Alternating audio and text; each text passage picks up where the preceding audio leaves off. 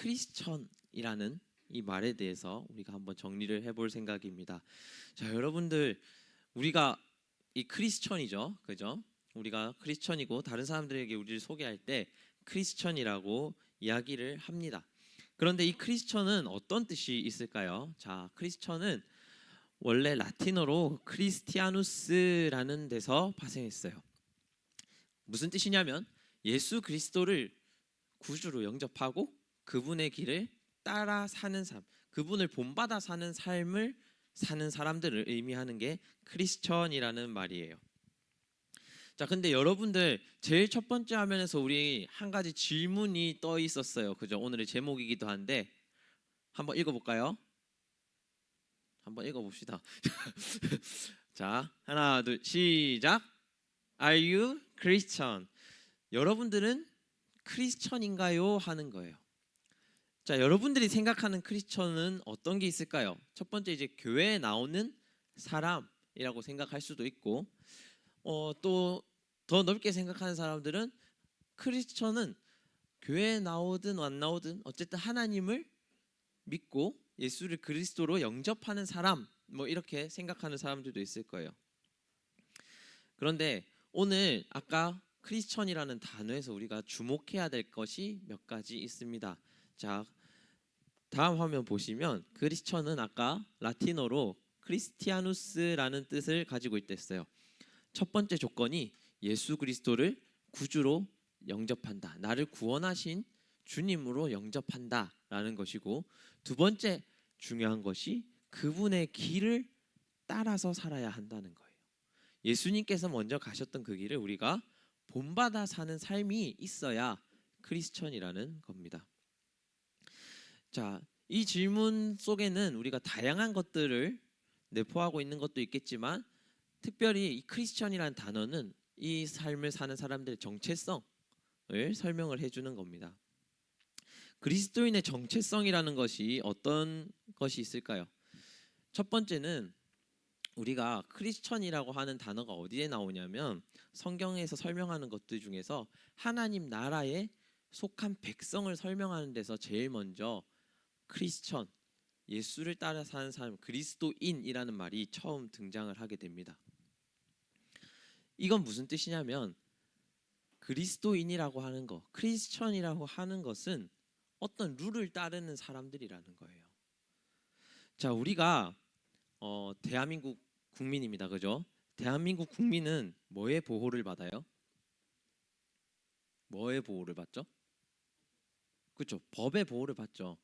우리가 사는 이 땅에서 지켜야 하는 룰을 따르는 사람들이 결국에는 대한민국 국민이 됩니다. 마찬가지로 그리스도인도 어떤 룰을 따라야 하는데 그 룰이 무엇인가 하는 거예요. 그 룰이 뭐였냐면 하나님께서 우리에게 주신 말씀이라는 거예요. 하나님 나라의 법이 담겨 있는 말씀을 따라 사는 사람이 곧 예수를 본받아 사는 삶이라는 거예요. 우리들 중에는 그런 친구들이 있어요. 뭔가 은혜를 잔뜩 경험했는데 교회를 떠나게 되는 친구들, 예배 자리를 떠나게 되는 친구들이 있어요. 그죠? 우리가 생각했을 때 그렇게 강렬한 경험이 있고 어떤 하나님께서 만나 주셨다고 하는 그런 경험이 있는데 어떻게 또 예배 자리를 떠날 수 있을까 하는 궁금증이 있어요. 혹은 우리들 가운데도 분명히 예배 어느 순간 한 가운데에 내가 하나님을 경험한 것 같은데 지금은 왜 이렇게 차가워졌지? 하는 친구들이 있을 거예요. 그 이유가 무엇일까? 우리가 곰곰이 생각을 해보면 우리가 받았던 그 은혜가 우리한테 어떤 의미가 됐는지 정확하게 아직 잘 모르는 거예요. 자, 그리스도인은 하나님의 법을 따라 살아야 된다. 우리가 그런 거 계속 많이 듣죠. 오늘도 그 주제가 나왔어요. 그런데 왜일까? 왜 그리스도인은 하나님 법을 따라 살아야 될까? 하는 걸 우리가 한번 고민을 해봐야 되는 거예요. 우리가 예배의 자리에 나와서 뜨거움이 있어야 되고 열정이 있어야 된다고 얘기를 하는데 왜 그래야 될까? 우리가 수련회를 가서 은혜를 많이 받고 와야 되는데 왜 그래야 되는 걸까? 하는 거예요. 우리가 그냥 단순히 예배 나오면 그렇게 해야 된다라고 그냥 머릿속에 인식이 돼 있을 뿐이지, 우리가 정말 하나님이 주신 은혜가 우리 삶에서 어떤 의미가 있지? 한 번쯤은 생각을 해봐야 되는 거예요. 그래야 우리한테 신앙의 위기가 왔을 때, 혹은 위기라고 생각을 못할 정도로 그냥 갑자기 열정이 식어버렸을 때, 아, 내가 이래서 하나님 믿었었지 하고 생각나는 이유가 생기는 거예요. 우리 친구들이 전도를 하러 나갔을 때 누가 넌 하나님 왜 믿어? 라고 했을 때 나는 이런 하나님 경험했기 때문에 믿어 라고 얘기할 수 있는 뭔가가 이 안에서 생겨나는 거예요. 그게 그리스도인의 정체성인 거죠. 자, 크리스천은 기본적으로 특별한 어떤 조건이 있어요. 다른 나라의 국민들과는 다른 하나님 나라에만의 특별한 규칙이 있어요. 뭐냐면 하나님이 부르셔야 소속될 수 있다는 거예요. 크리스천은 다른 사람들과 다르게 하나님이 우리한테 부르심을 주어야만 소속될 수 있어요. 그런데 하나님이 누구를 부르시느냐 하는 거죠. 나는 하나님이 부르신 게 맞나? 하는 거예요. 하나님이 그러면 나를 부르셨는데 왜 부르셨을까? 하는 거죠.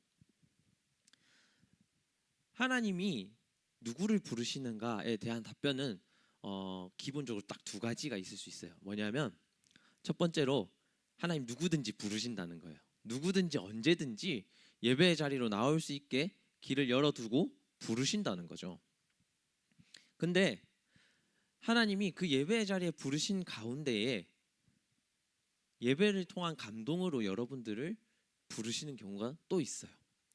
혹은 이제 전도사님이 이제 신학교를 가게 된 계기가 될 수 있겠죠. 혹은 이 중에 여러분들이 또 누군가 전도사님의 후배가 될 가능성도 있겠죠. 자, 아무튼 그런 특별한 부르심들도 있을 수 있다는 거예요. 그런데 어느 부르심이든 간에 하나님께서 여러분들을 예배 자리로 불러서 이 교회에 있게 하셨다는 것만으로 여러분들이 하나님 나라에 들어갈 수 있는 조건이 충족됐다는 거예요. 그리고 여러분들이 이제 생각할 때에 아, 내가 다른 사람과 다르게 하나님이 먼저 부르신 사람이구나 하는 거를 인지해야 된다는 거예요. 그럼 하나님은 우리를 왜 부르셨을까 하는 거죠. 하나님은 우리를 왜 부르셨을까 하는 것이 오늘 말씀 가운데 나와 있어요. 자, 오늘 말씀 2장 9절 다 같이 한번 읽어보도록 하겠습니다. 시작. 그러나 너희는 택하신 족속이요 왕 같은 제사장들이요 거룩한 나라요 그의 소유가 된 백성이니 이는 너희를 어두운 데서 불러내어 그의 기이한 빛에 들어가게 하신 이의 아름다운 덕을 선포하게 하려 하심이라. 오늘 하나님 우리를 왜 부르셨을까요? 첫 번째는 하나님이 택하셔서 특별하게 분별해 놓는다는 거예요. 다른 사람과 다르게 특별하게 분별해 놓는다는 거예요. 오늘 말씀 가운데 일단 첫 번째 하나님이 우리를 택하셨다 하는 것, 두 번째 우리를 왕 같은 제사장으로 부르셨다. 이 말은 우리를 예배드리는 사람들, 근데 그 예배드리는 사람들이 다른 누가 보기에도 고귀하고 특별하게 보이게 하기 위해서 여러분들 부르셨다는 거예요. 세 번째로 거룩한 하나님 나라의 백성 된 사람으로 부르셨다는 건데, 거룩하다라는 뜻을 잘 한번 살펴보면 특별히 어떤 목적을 위해서 분별되었다라는 의미를 가지고 있어요. 다른 무엇들과는 다르게 질적으로 분별되었다라는 의미를 가지고 있어요. 여러분들이 하나님 나라의 백성이 되게끔 하기 위해서 세상과 여러분들을 구별해 놓으셨다라는 거예요. 그리고 오늘 마지막에 끝에 보면 그렇게 해서 하나님이 최종적으로 얻고자 하시는 것이 무엇인가 했을 때 하나님 나라의 아름다운 덕을 많은 사람들에게 알리게 하겠다라는 거예요. 하나님 나라의 빛을 다른 사람들에게 비추게 하겠다라는 거예요. 오늘 여러분들에게는 그러한 특별한 사명이 있는 거예요. 오늘 예배 자리에 나왔을 때 여러분이 은혜를 경험하게 하시는 하나님의 이유는 여러분들이 세상 가운데 특별한 존재로서, 세상 가운데 하나님의 말씀을 드러내는 존재로서 세우겠다 하는 하나님의 목적이 있으신 거예요. 우리는 그럼 이제 생각해 봐야 되겠죠. 나는 그 하나님의 목적에 맞는 그리스도인인가?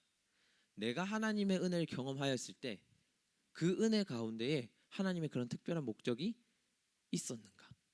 우리 숱한 예배를 통해서 여러 가지 결단들을 했을 거예요. 우리가 삶에서 하나님께 삶을 예배로 드리는 예배자가 되겠습니다. 혹은 하나님께 누군가는 이제 수련회나 아니면 이제 캠프를 통해서 그런 결단도 해봤을 거예요. 하나님을 위해서 어떻게 헌신하겠다 하는 구체적인 결단을 한 친구들도 있을 거예요. 근데 그 결단들이 하나님의 목적에 부합하는가? 내가 하나님과 품었다고 생각한 그 비전이, 하나님 은혜 가운데 내가 가졌다고 생각한 그 비전이 여러분들 안에 정말 하나님 뜻과 맞는가? 우리가 한번 생각해 봐야 되는 거죠. 우리가 그 뜻과 하나님의 뜻이 맞다고 한다면 우린 그리스도인이 맞습니다. 그리고 그 삶을 살아가고 있는 게 맞습니다. 여러분이 하는 공부, 여러분이 가지고 있는 취미, 어떤 생활 습관들이 모두 삶을 예배로 드리는 여러분의 귀한 예배의 자리가 되는 게 맞습니다. 그런데 오늘 이 뜻과 우리의 삶이 조금 다른 길을 걷고 있다고 하면 우리가 그리스도인으로서 하나님의 부르심에 정말 최선을 다하고 있는지 한번 고민을 해봐야 되는 거예요. 그리고 우리의 신앙이 정말 왜 차가워질까? 혹은 내 신앙이 뭔가 발전 없이 계속 평행선을 그리고 있는 이유가 무엇일까? 고민을 해봐야 되는 거예요. 그래야 우리가 조금 더 하나님 앞에 신앙적으로 성장한 모습을 보일 수가 있어요. 하나님 나라의 백성으로서 구별될 수가 있어요. 우리가 하나님께서 언제 부르셨는가 또 생각이 들 수 있어요. 여러분들마다 뭔가 은혜는 경험한 것 같은데 그 은혜 순간이 하나님이 부르시는 경험인가 하는 그런 것들이 있어요. 혹은 또 난 하나님이 부르신 것 같진 않고 아빠 엄마가 부르신 것 같은데 라고 생각하는 사람들이 있을 수도 있어요. 그런데 하나님이 어떤 모양으로 부르셨든 하나님만의 특별한 방법이 있는 거예요. 한 사람 한 사람마다 성향이 다 다르잖아요. 전도사님 다르고 우리 유리 다르고 수 다르고 그죠? 다 다른데 그 사람 성향에 맞는 하나님의 부르심이 있는 거예요. 그게 어떤 사람을 통해서일 수도 있고 예배의 자리일 수도 있고 그냥 길 가다가 누가 툭 던진 말일 수도 있어요. 하나님의 그런 부르심을 여러분이 어쨌든 입었기 때문에 이 교회에 와 있어요. 여러분이 언제 하나님을 만났는가 그것도 사실 중요하지만 내가 지금 이 자리에 하나님이 부르셨다 하는 것을 인지하고 오늘 부르심에 충실하는 것도 굉장히 중요합니다. 그래서 어떤 친구들은 그런 게 있어요. 내 큰 은혜를 받았던 경험이 있어. 어떤 캠프라든지 이런 데 가서 그 경험의 순간에만 딱 머물러 있는 경우가 있어요. 하지만 그게 아니라는 거죠. 오늘은 오늘의 부르심이 따로 있어요. 하나님이 오늘 우리 자리에서 오늘을 부르시는, 오늘 우리를 부르시는 그런 음성이 있어요. 그 음성에 충실을 해야 돼요. 오늘 하나님께서 우리를 어떻게 부르셨는가?